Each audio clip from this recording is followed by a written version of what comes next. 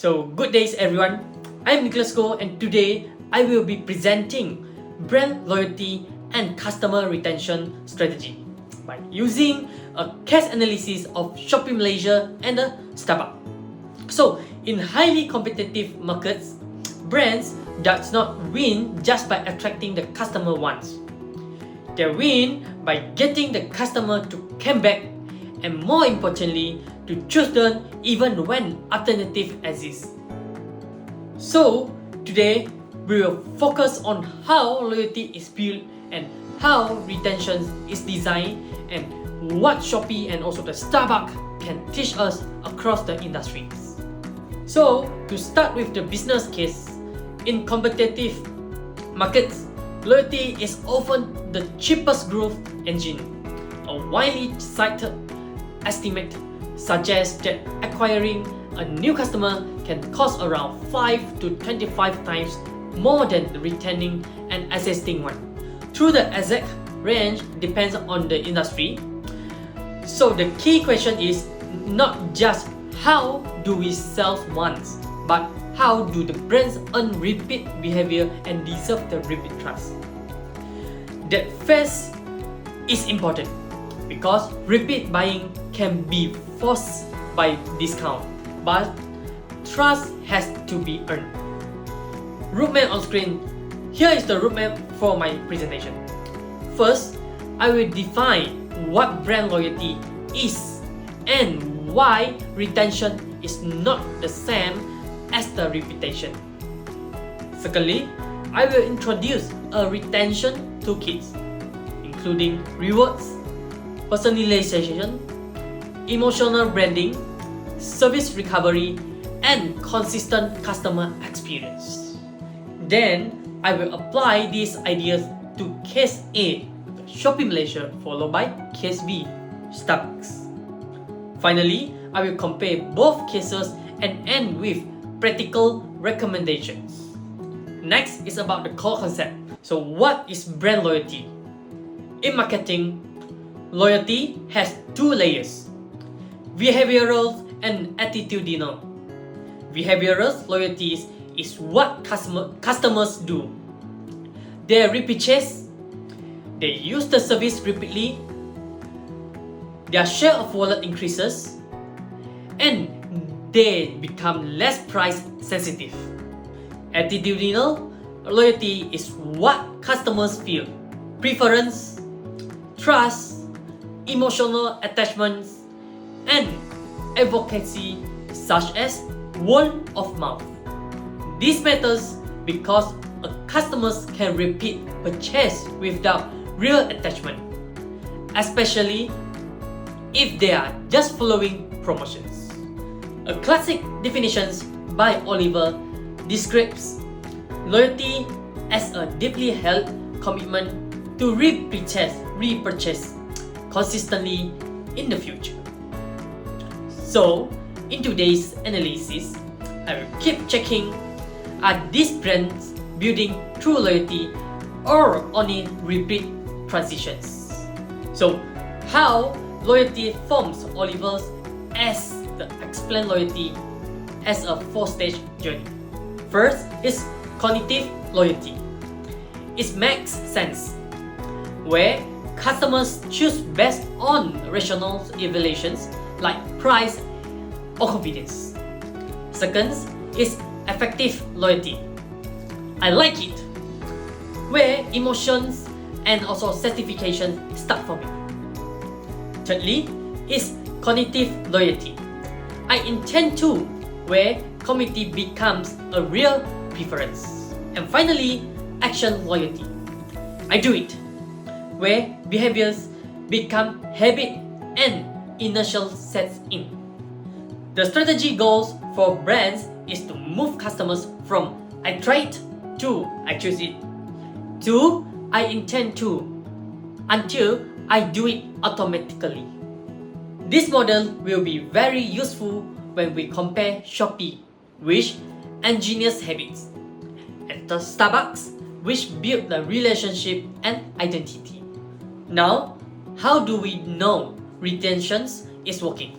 We look at the practical metrics such as retention rate, repeat purchase rate, or the defections rate, frequencies, basket size, and ultimately customers' lifetime value or CLV.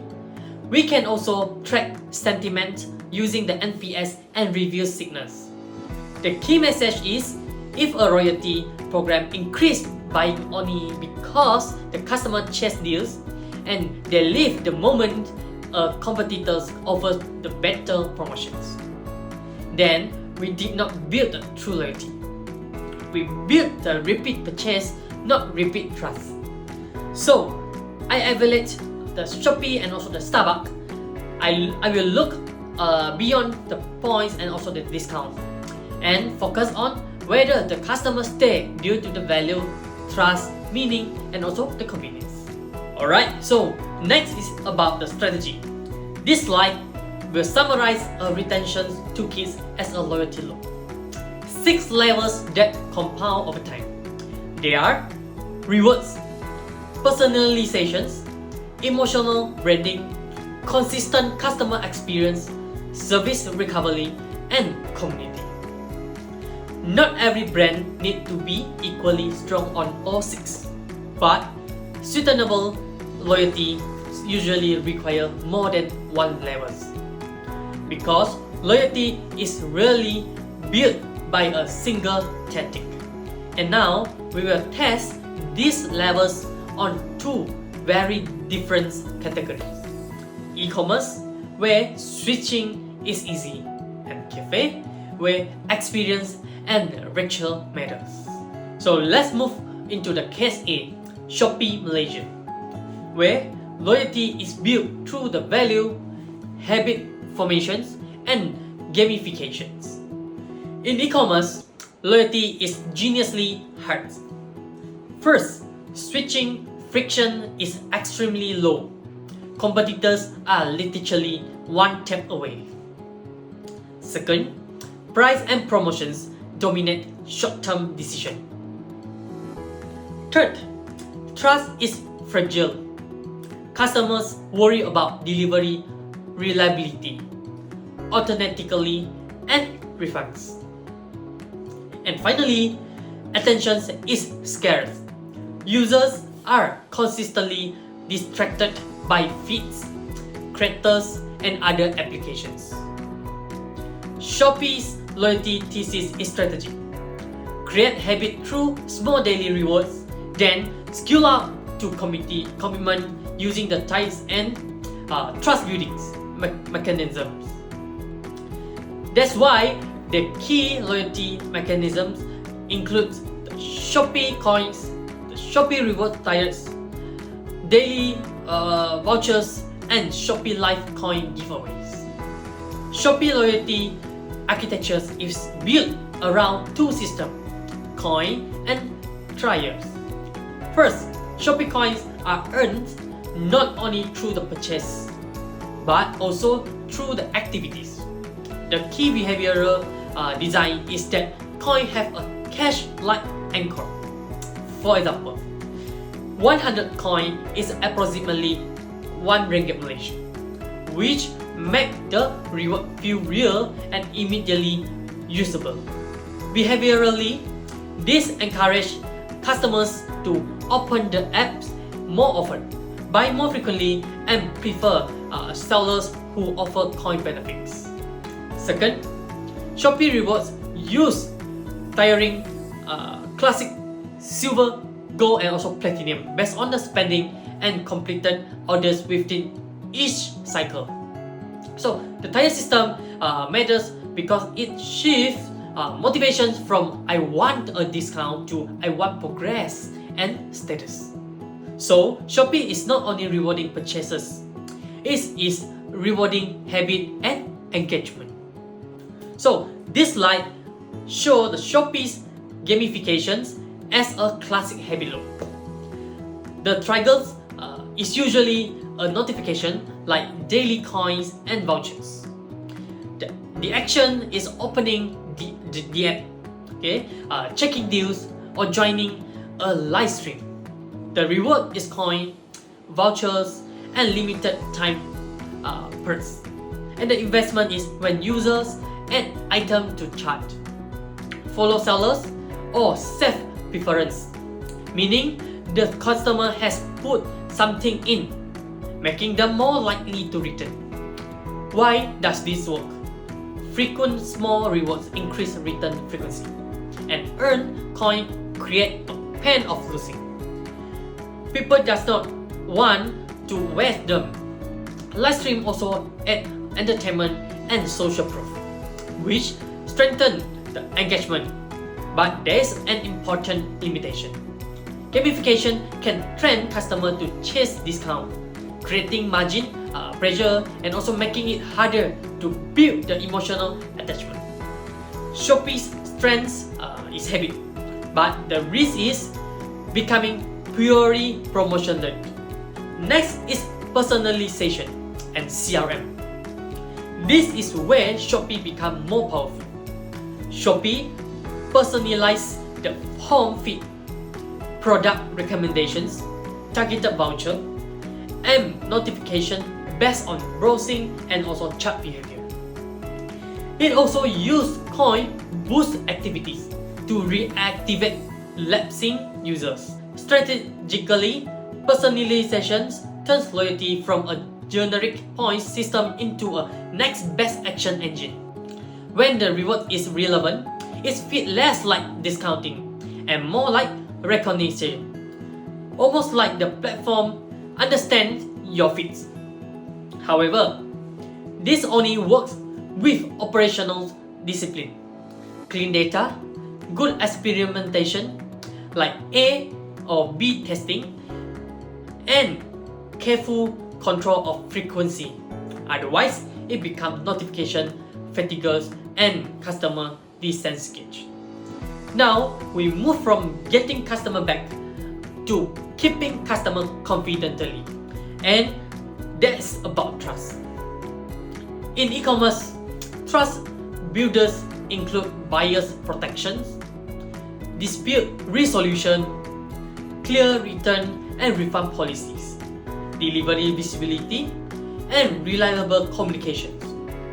Ratings, reviewings, and seller badge also reduce the perceived risk.